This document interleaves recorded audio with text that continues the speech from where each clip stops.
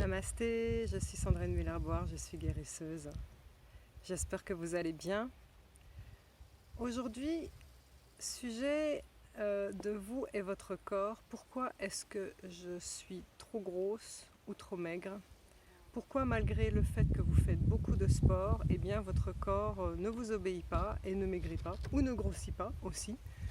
Parce que je vais vous parler de mon cas quand je cherchais à grossir après le burn-out. Cette vidéo m'a été inspirée par une consultation que j'ai eue il n'y a pas longtemps avec une amie qui est belle, une femme magnifique, belle comme un cœur, qui fait énormément de sport. Elle fait 1 heure de jogging tous les jours, des jeûnes fréquents. Elle ne mange pas le matin où elle mange, elle passe des journées des fois à manger que des fruits. En fait, elle s'astreint à un régime très particulier, beaucoup de sport. Et malgré ça, elle a un gros ventre. Et c'est vrai, elle est belle comme un cœur, mais quand elle est venue me consulter, elle avait vraiment un gros ventre comme une femme enceinte. Alors, bien sûr, là je suis en train de vous parler de problèmes de poids. Il y a différentes raisons. Je ne vais vous parler que de ce que je connais en tant qu'énergéticienne. Je vous parle de mon métier. Il y a différentes causes à la prise de poids. Il y a ce qui est génétique. On n'est pas tous égaux, nous ne sommes pas tous égaux face à la prise de poids, déjà à cause de la génétique. Il y a l'hygiène de vie, bien évidemment, qui est incriminée, mais là je vous parle d'une hygiène de vie très particulière, qui va être drastique et qui explique, qui fait que vous n'allez pas comprendre, malgré cette hygiène de vie drastique, pourquoi vous prenez du poids, donc je vais vous l'expliquer. Et il y a aussi les troubles émotionnels, les déséquilibres émotionnels, donc ça c'est vraiment à prendre en compte, bien que ça règle pas mal la question des déséquilibres émotionnels, ce que nous allons aborder justement au niveau du corps. Alors à mon amie, je lui ai posé les questions suivantes et je vous les pose à vous aussi pour pouvoir voir si vous arrivez à vous situer par rapport à votre corps et comment vous, en binôme, vous fonctionnez. La première question est: depuis combien de temps est-ce que vous n'avez pas pris plaisir à regarder votre corps? Est-ce que vous vous regardez dans la glace en vous disant sincèrement que tu es belle ou que tu es beau? Ou waouh, je m'aime. Ah, dis donc, quelle belle femme. Depuis combien de temps est-ce que vous n'avez pas fait ça?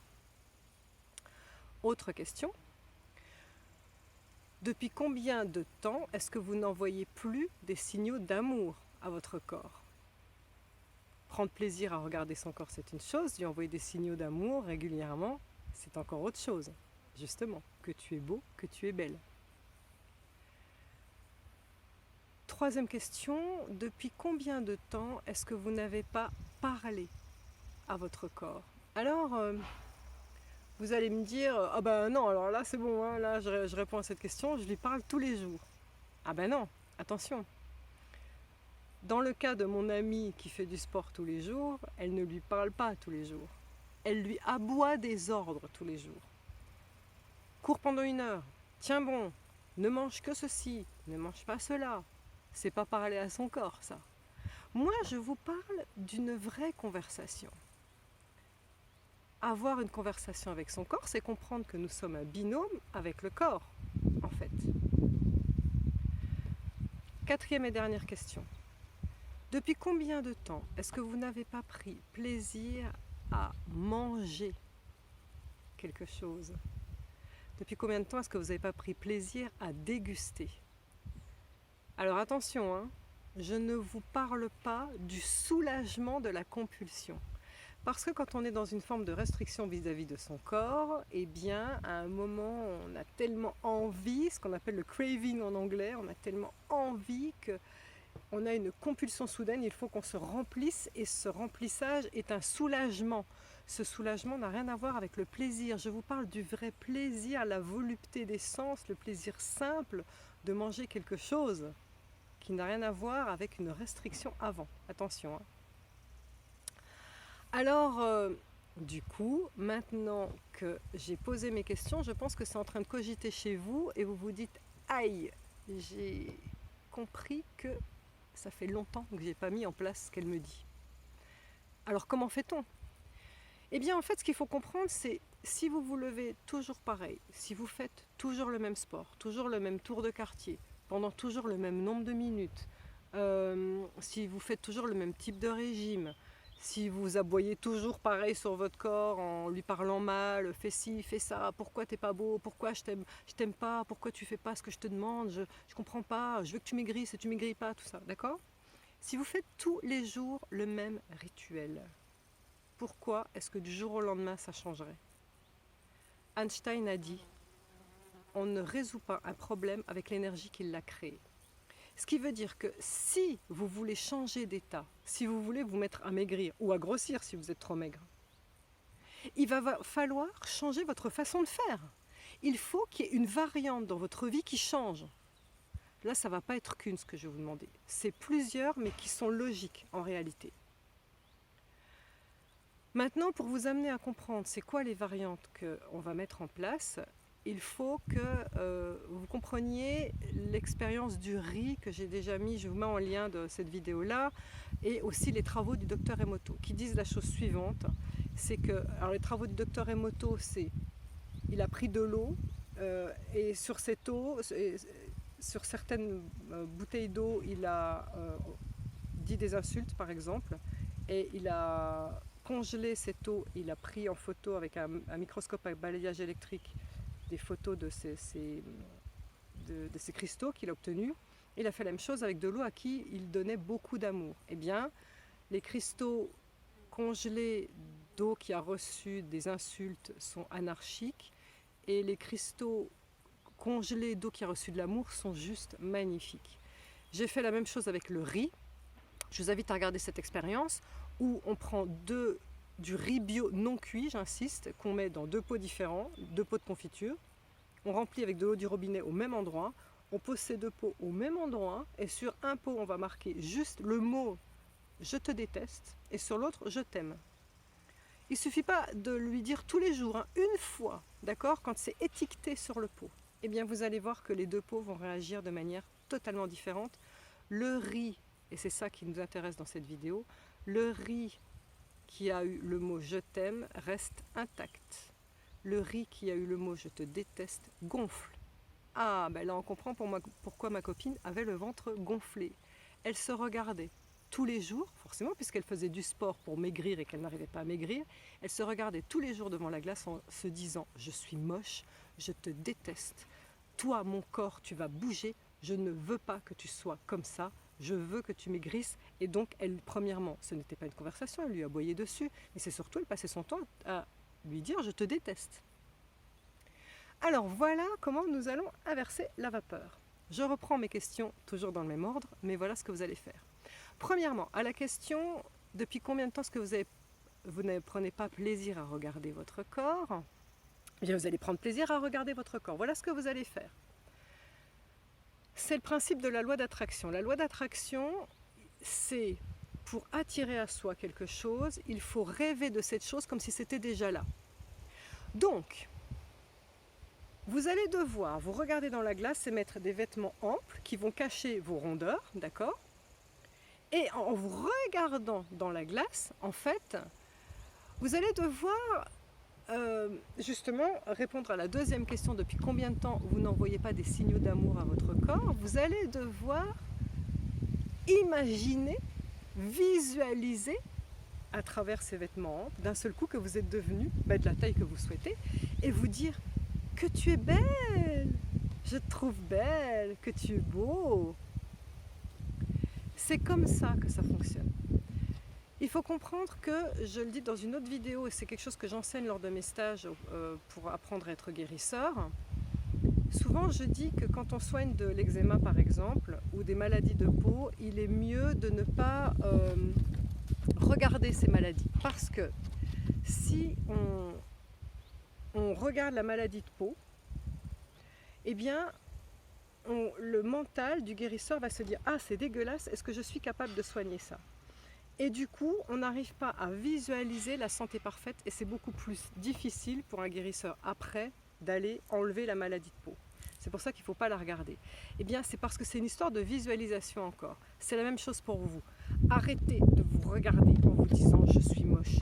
Regardez-vous avec des vêtements qui vous couvrent en vous disant « je suis belle, je sais que je suis capable d'être comme ça, c'est moi. Et regardez des photos de vous d'avant alors.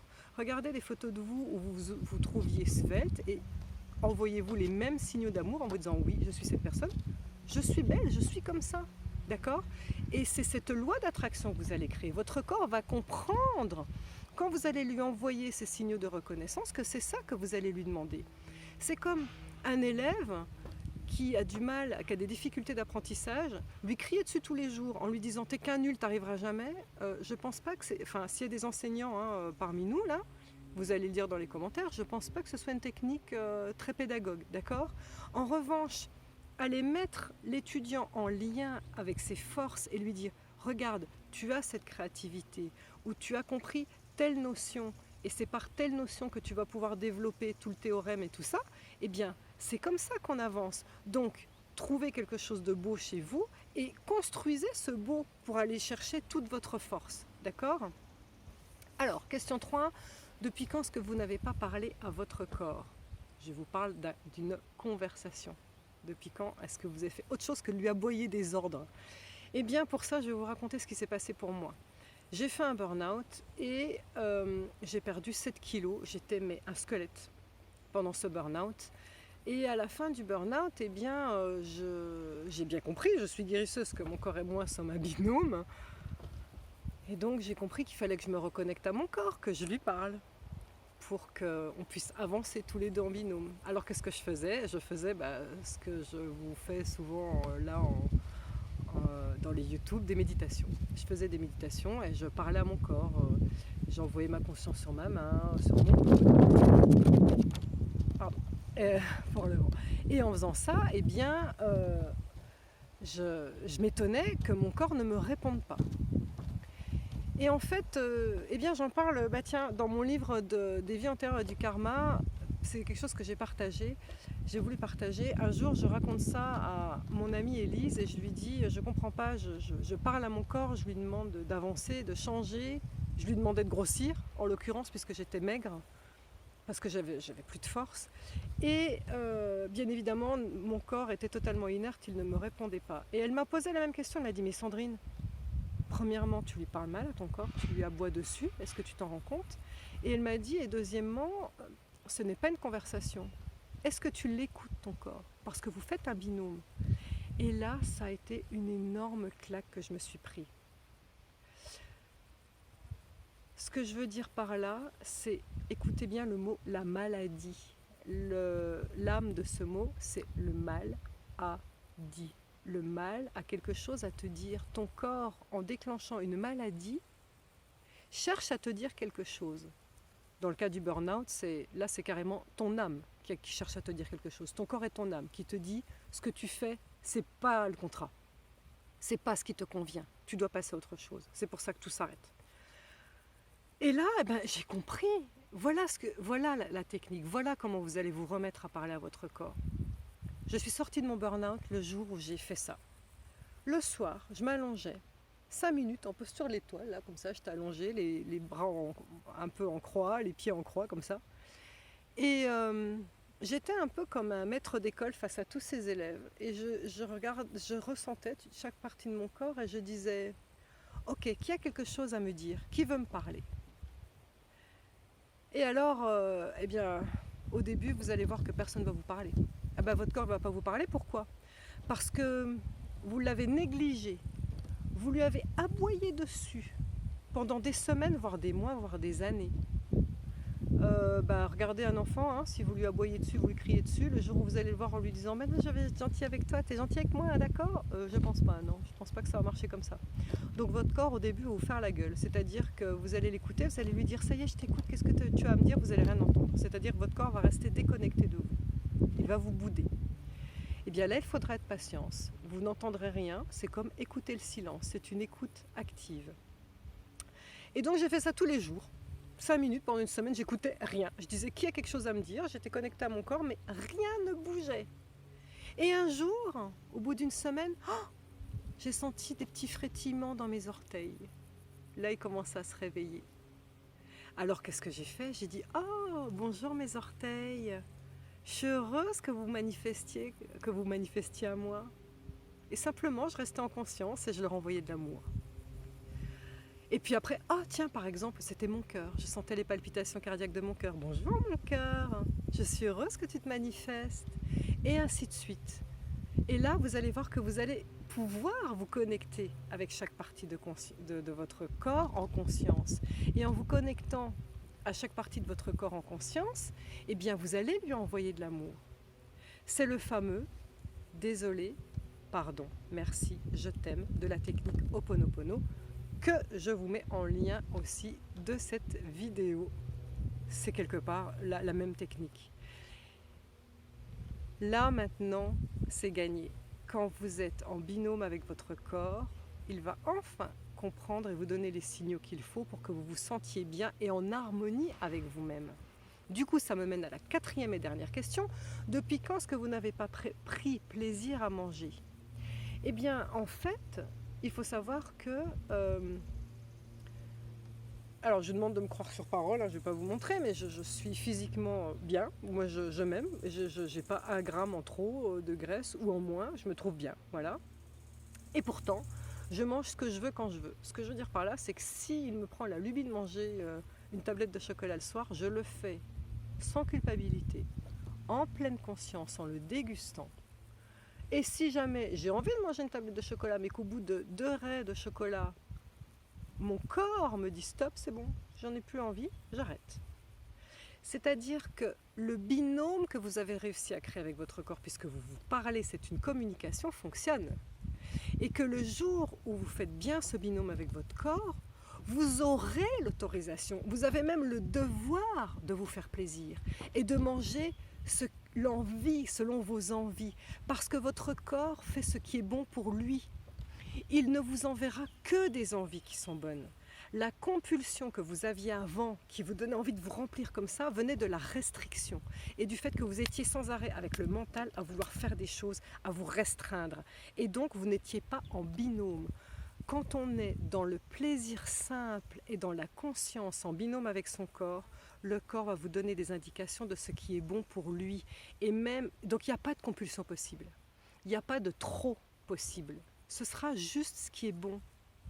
Et en admettant que ça fait plaisir à mon corps de manger une tablette de chocolat, eh bien, le lendemain, je sais que de lui-même, il va se réguler. Et à un repas normal, eh bien, je mangerai moins. Et de moi-même, je sais dire stop. C'est-à-dire, je mange avec plaisir au repas. Et d'une bouchée à l'autre, je sens intérieurement qu'il me dit ça y est, c'est fait, c'est bon.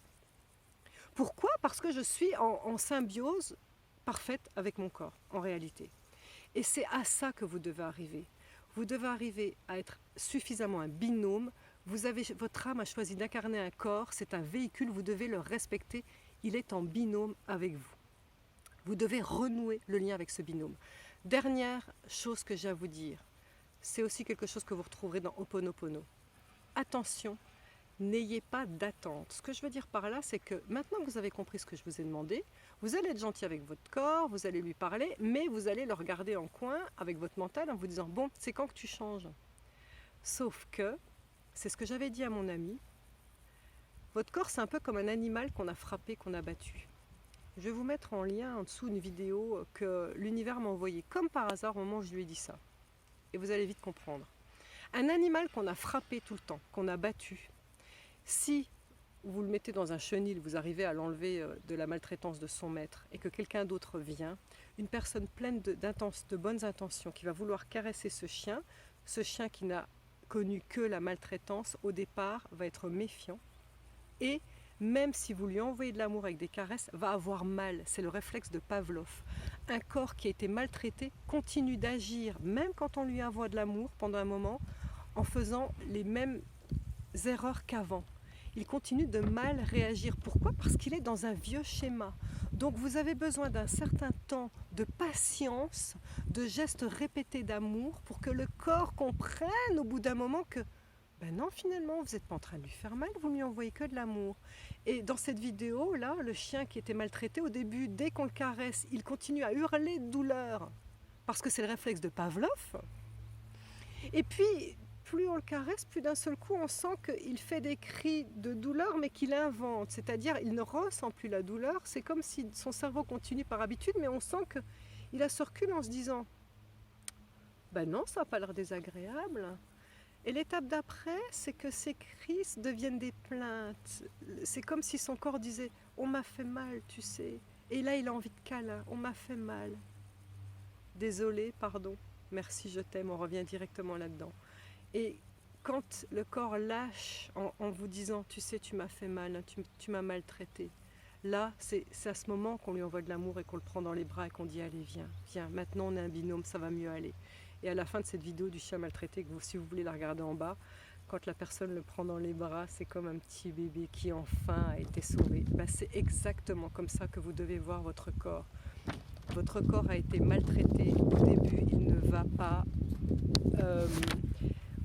va pas, se mettre à maigrir du jour au lendemain. Si vous étiez trop grosse ou trop gros, il ne va pas se mettre à maigrir du jour au lendemain. Il ne va pas se mettre à grossir, ce qui était mon cas quand j'étais en burn-out, du jour au lendemain non plus. Vous avez besoin de cette phase de reconnexion, de reprendre confiance l'un envers l'autre, avec beaucoup de patience, beaucoup d'amour et sans attente. Ça veut dire que le mental n'a rien à faire dans cette histoire. Vous ne devez pas revenir avec votre mental en vous disant « c'est quand que ?» Je ne veux pas de ça, je ne veux pas de « c'est quand ». Vous continuez à faire confiance à votre corps, à lui parler avec amour, à l'écouter avec amour et à lui envoyer de beaux signaux que tu es beau, que tu es belle, je te vois dans la santé parfaite. Là, on s'en reparlera. Je sais que vous allez changer.